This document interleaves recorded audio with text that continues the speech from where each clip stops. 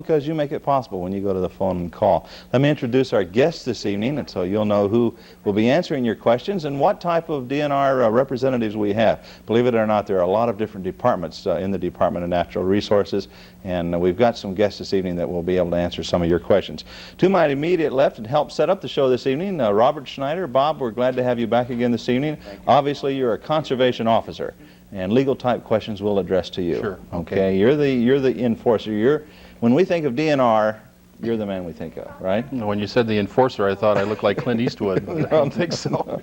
Next to Bob is another department of the DNR that we don't really know much about, but Carrie Johnson is with the Land and Water Management, is that division? That's correct. Of the DNR. And we're going to ask you in a minute, Carrie, to, in about 25 words or less, tell us what you mean by land and water management.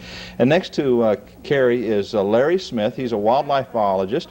I'm sure, Larry, we're going to get some deer questions and maybe some turkey questions and something like that, because we do have some hunting seasons coming up. Welcome back to the show, Larry. Thank you. Let's go. Carrie, let me give you about 25, no, not 25 minutes, but about 25 words or so. Tell us, what do we mean when we say land and water management, so that, you know, I can be thinking of some questions I might ask you. The kinds of things that we address are when people want to do a construction or development activity that involves water at the land-water interface.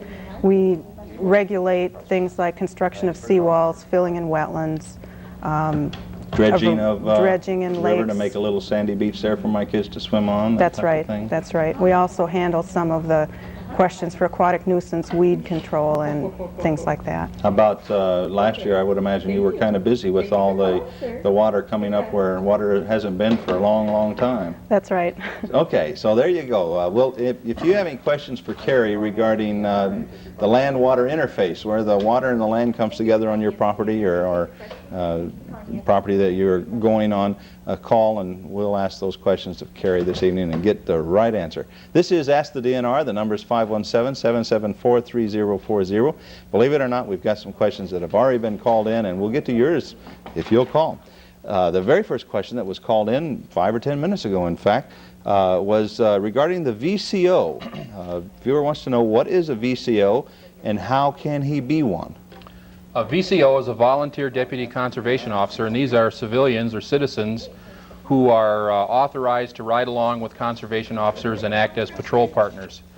Volunteer conservation officers have to be recommended by their local conservation officer, and then they have to attend 10 hours of training, and once they've been trained, they're allowed to ride along with the officers, and they perform valuable assistance for the officers. For example, they're a corroborating witness in court, and oftentimes if you get into court, it's the officer's word against 3 or 4 other people, and it's nice to have a corroborating witness there, and also the presence of another person along with the officer oftentimes deters assaults. But it's quite a nice program, and a lot of people find it quite interesting. What do you look for when you're looking for a volunteer? A specific age limit, specific physical requirements, or anything? I believe the age limit is 18, and the upper age limit I think is 50 or 55. I'd have to look it up, I'm not sure. But the person we look for is somebody that is genuinely interested in law enforcement, has the right temperament so that they would be able to handle the some of the situations that we get involved in. We don't expect them to go out and make arrests. They're not armed, and we don't expect them to, you know, put their lives in jeopardy or anything like that. But we do want somebody who would be adaptable to some of the situations we find ourselves in. Are you looking for a minimum? If I were interested, would I have to be able to give you 10 hours a week or something like that? No, there's no set minimum number of hours required, but a person does have to remain active in the program, or else their name will be dropped. Okay. Carrie, a first question for you. This viewer is considering a water-cooled heat pump. Wonders if he can use lake water to run that unit. If you are a riparian property owner, meaning that you front directly onto a lake or stream, you do have the right to withdraw water. Any type of construction that you'll need for that heat pump, such as a permanent intake pipe, you would need a permit from the DNR to have that constructed or installed. Okay. This viewer gets crop damage permits every year, I assume from deer, or perhaps, well, they didn't say whether it was elk. Well, it wouldn't be where they're from, but deer. Larry, and you think it's for you, but I think it's going to be for Bob. They wonder if they can use a crossbow on that crop damage permit. No, they usually are limited to centerfire rifles or shotguns with slugs only.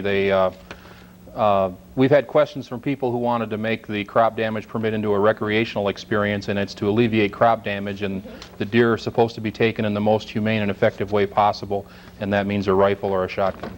Okay. Larry, we've got the deer season coming up pretty soon here. What's the shape of the deer herd? It looks like it's going to be a fabulous season. We've had 2 very mild winters, excellent fawn production, excellent fawn survival, and a lot of our adult does had 2 fawns this year, and so it should be a tremendous herd. We've got a lot of antlerless permits available for hunters this year. Have they increased the number of permits available? Yep. And the deadline is going to be September 24th, so if there's hunters out there thinking about it, they should look into it. That's a lot of a week from antlerless today. permits. We're expecting a good harvest. Yep. A week from today. They get those permits where they get their license? Any licensed agent would sell the application for antlerless permit. Okay. We didn't mention the date and everything one more time. September 24th is the deadline. They have to be postmarked before that time. So. Okay, a week from today, so hurry right on down. This viewer purchased a new kill tag for a sportsman license, but he hasn't received it yet. Can he still hunt a deer? I think he's probably talking about receiving one of the white kill tags that were originally given out. You see, this year the kill tag and the back tag are the same thing. And after you take your deer, you punch out the kill tag, which is printed on the back of the back tag that you would normally wear on your back, and you put that on the deer, so you actually have to cease transporting a centerfire rifle or whatever deer weapon you have after you've taken your deer, unless you buy a second license. If he's one of the persons that got a white back tag, this was one of those classic snafus, and the department is trying very hard to replace all those white back tags that were issued. They've made an attempt to contact people by telephone, and they're trying to mail licenses out. If you haven't received yours by now, I would call the district office closest to you. In this area would be the Clare district office, and talk to them, and they'll be able to relay the information down to Lansing and hopefully get you a proper back tag and kill tag before the season. If you don't receive it, don't hunt with your white back tag on. I think I would rather see people with the back tag in their pocket in that case. Mm-hmm. Quick, he's in the Rogers City area. His district is Gaylord, probably? Okay, that would be the Gaylord area, yes, the Gaylord DNR office. Okay. Bob, we've got a lot of CO type questions. Let's run through a few of them real fast, and okay. Then we'll get to a couple questions for Carrie and then some wildlife questions for Larry. Is daily fish license good for snagging too? No, you have to have a snagging stamp. Can you target practice on state land with a bow or gun any time of the year? It depends on whether you have a hunting license or not. You need a small game license at any time, and if it's during the firearm deer season, you have to have a firearm deer license if you're out with a centerfire rifle, for example. And if you're with a bow, you have to have the appropriate hunting license also. During the 5 days just before the deer season, the firearm deer season, you can't have a rifle of any kind, a .22 or a centerfire rifle at all. And you can't be out after sunset most times of the year. All this is explained in the Game Law Digest that you get when you buy your hunting license. And you do have to have a hunting license to target practice on state land with a rifle or a shotgun. Okay. Why is possession of European ferrets unlawful in Michigan? Ferrets are used commonly in violating for the taking of rabbits illegally. They'll send the ferret down the hole and the rabbits will come up. They can catch them in a net or shoot them. And they're quite badly abused in that respect, and from what I understand, they don't make very good pets. I can't say that for sure, but that's my understanding. And for those reasons, the animals are illegal to possess in Michigan. I think they're temperamental, aren't they, Larry? Do you know anything about the ferret? Yeah, they're not very predictable. Yeah. How many deer can one person legally take? Well, it depends on what area you're in, and also there's... Mount Pleasant area. In the Mount Pleasant area, 2, with a gun, and another 2 with a bow if you buy the licenses. Right here locally. We could also go to Manitou Island and take another 2 that wouldn't count against that bag. So that's kind of a long, drawn-out question, especially this year. And if you were in one of those areas where they're giving bonus doe permits out this year, you could legally, conceivably, take 7 deer if you were in the right place at the right time. Okay. Larry, viewer wants to know how the moose are doing in the UP and how far have they ranged? I was afraid that question was going to come out. I haven't heard any numbers this year. They've got so many animals collared, radio collared, and marked, and they've been tracking and monitoring them, and as I understand it, they're doing well, but I don't have any figures to really provide. When they were initially released, movements were very dramatic. They went clear east way over to the Newberry area. One of the bulls did. The bulls are quite mobile. They move around an awful lot. But for the most part, they've remained in that Baraga, Michigami, Champion area. Okay. Is it legal to feed deer carrots and beets, Larry? It's legal to feed them, yes. There's some stipulations if you're interested in winter feeding, that type of thing. We ask you to contact your local wildlife biologist. We give you a lot more information on that, but there's not a law against feeding them. Okay. Carrie, this viewer has a half-acre plat pond. They want to treat it for weeds without killing the fish. Is that possible? Can they do that? There are some chemicals that are available that do have warnings about consumption of fish, but that's from the fish taking up the chemical on the skin of the fish. Most of the tested chemicals that are available for use in Michigan do not kill fish, but you should use them at the dosage that's on the label and be cautious about your application with it. You do need a permit to apply a chemical in Michigan also. Usually the best time to do that is in the spring to get your ideas ready for what kind of weed control you want to do on your pond in the springtime and get your permit then. Okay, as long as they have to go to the DNR office to get a permit, will the office suggest chemicals for them to use also? Yes, we have a booklet that we will send out that helps them identify what type of weed they have because some of the chemicals are targeted to specific weeds. Okay. This viewer has a low marshy land. They want to know, can they put in a pond, and will the DNR help them, give them guidance for that? To do something like that, dredging in a wetland area would require a permit if it is a regulated wetland. In general, those are anything that's contiguous to a lake or stream in this area. We ask that you get your ideas in mind as to what kind of purpose you want the pond for, and we can give you some advice on constructing it, but we're real limited in our time availability to help with that. Sometimes the Soil Conservation Service can be very helpful, especially with farm pond situations. Okay. This might be one we're going to have to defer. This viewer wants to go to South Fox Island to scout before the deer season. He was told to call a civilian to go with him. Why is a civilian in charge of camping on South Fox? Where is South Fox? South Fox Island is in Lake Michigan. It's partly state-owned and partly private-owned, and you need a permit to hunt there during the deer season, but as far as going there to scout, if you're on the state end of it, if you can gain access to the state end, I don't see any reason why you'd have to be accompanied by anybody. But if you're on the private land, you have to abide by the wishes of the private landowner, who does not normally allow trespassing without paying of a fee. Okay. As I understand it, the only docking facility is privately owned, and so that could be why. If they were to anchor and be able to make it to shore on their own, it's as Bob suggested. Yeah, I worked out there one deer season, and you have to either just put right on shore like on a landing craft, or else you have to go to that private pier if you have a large vessel. Okay. They have some commercial vessels that will beat you if the weather's not too rough, though, on the state land. Okay. This viewer's boat stickers are coming loose. They're the blue 1989 sticker. Yes. They want to know what they can do to keep them on the boat. There's a lot of trouble with that, and if you want to try to put it on yourself, you could use some clear contact paper over them, and that would hold them on. But if you want to go down to the Secretary of State's office, the Secretary of State issues boat decals. They will give you new decals with a better adhesive. We had a problem with a bad adhesive on these latest decals. State taking low bid, huh? No comment. No comment. I don't know if this is going to be Carrie or Bob, so I'll throw it out and whoever feels like answering it. The weed beds are disappearing in Tippy Dam, and the fishing is going downhill. What's going on?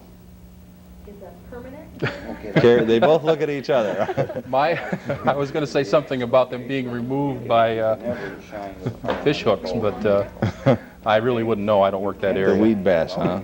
Carrie, have you heard anything about it? I haven't heard anything about it, and it's not in an area that I cover, but weed beds are variable. They can change depending on the type of water movement that's through there. If there's a lot of boat traffic through there, that can disrupt them. I guess I don't know enough information to be able to answer that question. Oh boy, we're halfway through and only got tons of questions. Do you need a migratory stamp to hunt woodcock? No, you don't, but you have to have your shotgun plugged. Okay, that And was you the can't second. shoot after sunset. Okay. How does this person go about getting 2 deer licenses, Larry? That's a vague question. The second, a normal license, he can just purchase it after September 24th. You may only buy that first license before the September 24th deadline. After that date, he could go purchase his second deer license. That would then allow him to hunt an antlered buck. I assume that's what he means by the deer license. Okay. Again, there's a lot of stipulations this year with antlerless permits in those particular licenses, and that can get kind of lengthy. So I'll assume that's his question. Yeah, you cannot apply for an antlerless permit on your second license, and you can't buy the second license till after the deadline for the antlerless applications is passed. Okay. But you could go out opening day and buy both licenses at once, but you couldn't apply for an antlerless permit. At any licensed agent, where you would normally... Where you can get your license, you can Right. do that on opening day. Walk in, buy two of them. Oh, great. Viewer wants to know if you can hunt deer with decoys. I know of no law that says you can't use a decoy to hunt deer. If it's a live decoy, there might be a problem, but as far as cardboard cutouts or whatever, I see no problem, except I wouldn't want to be hiding behind one on opening day. I see, Larry, you're shaking your head. Do deer respond to decoys? Well, there's some materials out on the market that you tie to a tree, and then you use your doe scent or your buck and rut scent, and it seems to be the new thing people are trying. Okay. Viewer apparently has heard that you can't shine a deer in November. We haven't talked about that yet, Bob. I'm glad this question has been asked, because this is a very major new law change, and starting this year, it's illegal to shine a light in an attempt to locate game during the month of November.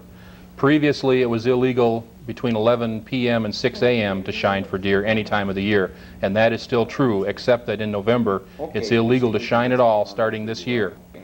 And that's regardless of the time of day and regardless of whether there's a firearm involved. It's illegal to shine in November. Okay. Then he wants to know, if that's the case, how can you track it? I anticipated this question too, and a strict reading of the law would be that it's illegal to go out with a lantern and look for a deer that you've wounded.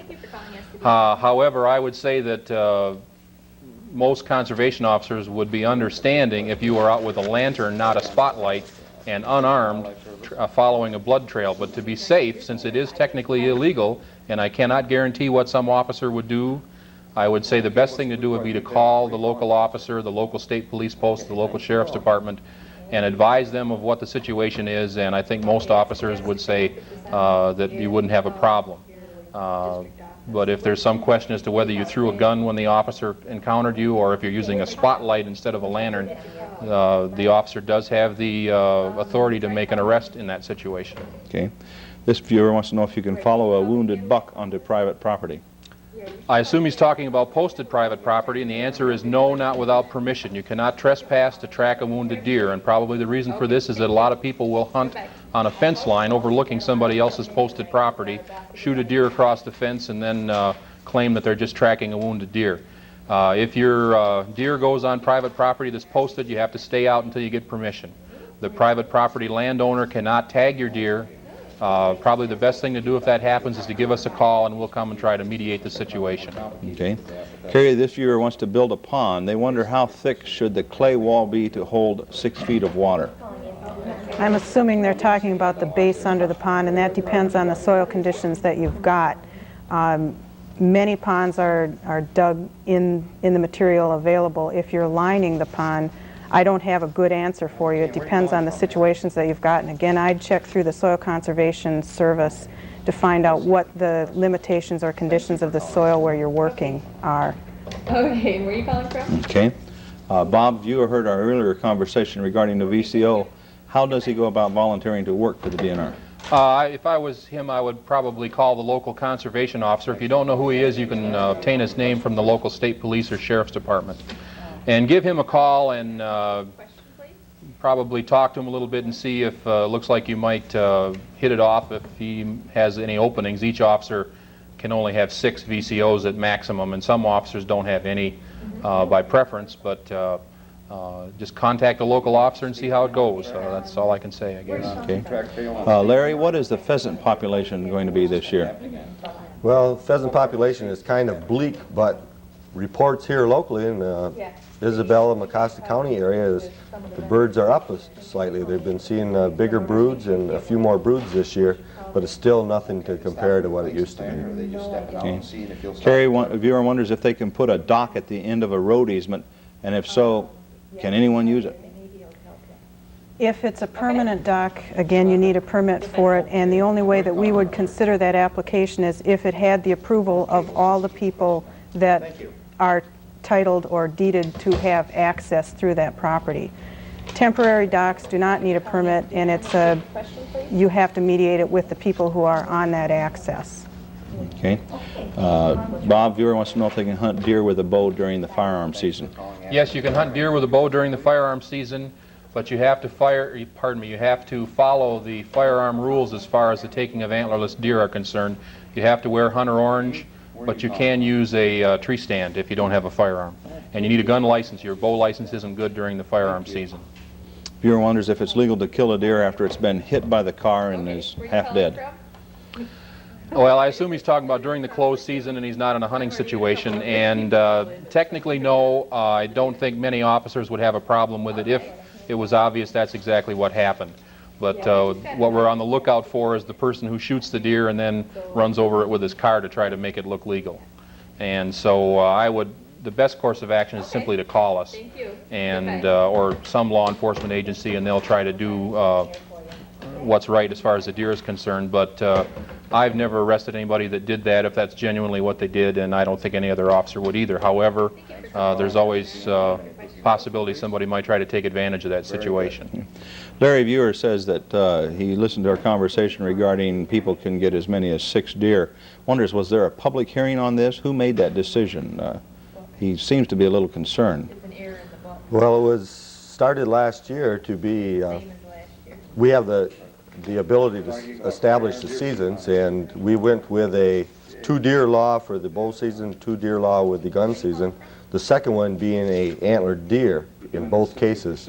And biologically, that doesn't hurt the animal population to remove those male deer.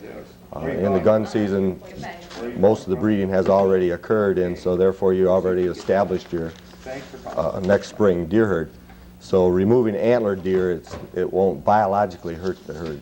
I should say that these new 2 deer license provisions are statute law that were passed by the legislature and followed the ordinary legislative route that all laws go to become in effect. And there was a large amount of public debate before they came into effect. It wasn't just something that came out of the dark. Viewer wants to know if you can use a light to hunt coon in November.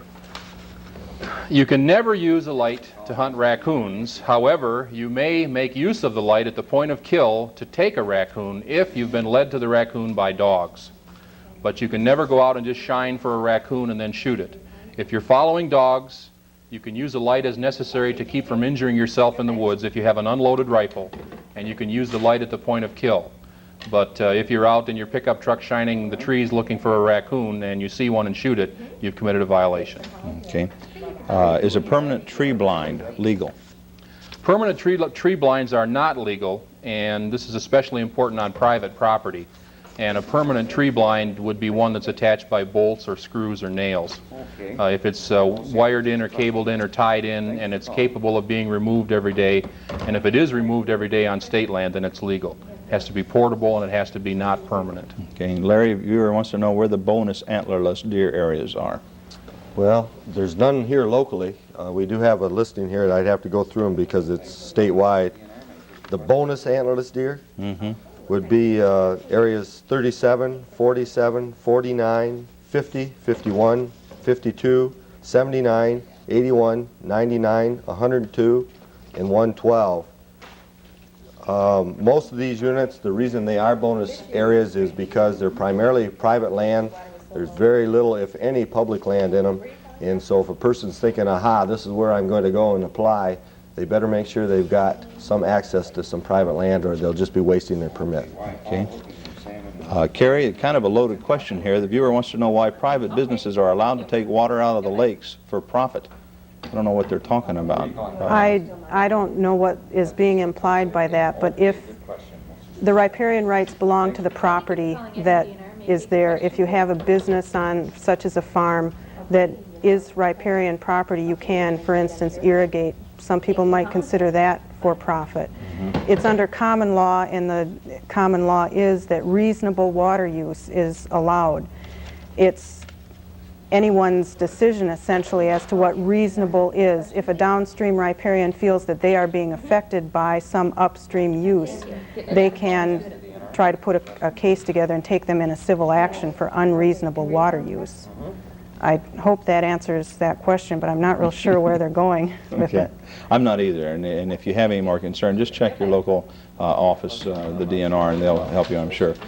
Viewer wants to know, Bob, what does he do if he shoots a duck or a goose that has a band on the leg? Normally the band will have the name of the agency that applied the band, and if you get in contact with them, there may be an address or something like that. If they're not sure of what the band is or what it means, they could call the local conservation officer or wildlife biologist or DNR office, and I'm sure somehow we'll find out who put the band on and how to get the information to the right people. Those hunters that are interested in knowing about that band number, for example in ducks or geese, they don't have to necessarily send the band back. They can keep that themselves. All we need is the information, the number, place of kill, and so forth. Okay. So it's not necessarily to send the band away. You ban for population studies or something like that? That gives us an idea how many birds out of the percentage that we banned are actually removed from the harvest, and you can use that for your populations. Okay. Viewer wants to know the lowdown on muzzleloader pistols. Okay. That's all it says. He's probably That might be a 30-minute question. They Can we are do it in legal one? for hunting deer if they're 44 caliber or larger in Region 3 down in the southern area below the rifle shotgun line. And single shot or revolvers would be legal down there. And they're legal up here, any muzzle-loading pistol. I'm talking about a single shot pistol. A cap and ball revolver is legal too, if it's legally carried. CCW laws, concealed weapons laws, do apply to muzzle-loading handguns. Carrie, viewer wants to know, why do they need to get a permit if they want to build a seawall? They got water problems. I can imagine that. A permit is necessary because of all the laws came into being essentially from problems that were found from other occasions.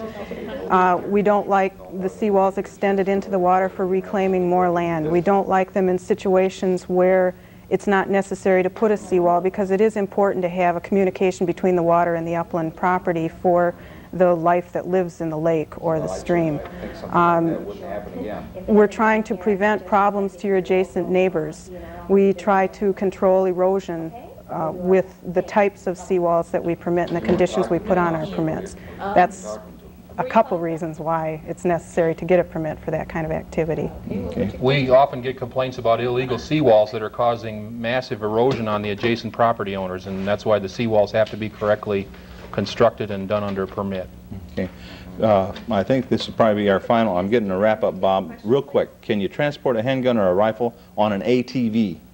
If it's unloaded and encased enclosed in a case or broken down, yes. Okay. And you have to have your license if you're out in the woods with it.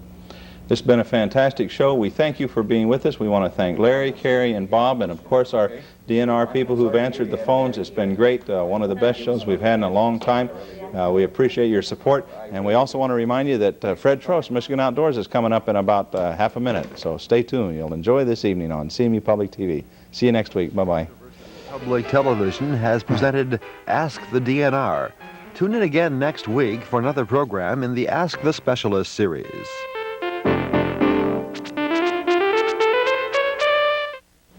Many of today's programs are made possible in part by a grant from Weyerhaeuser of Grayling.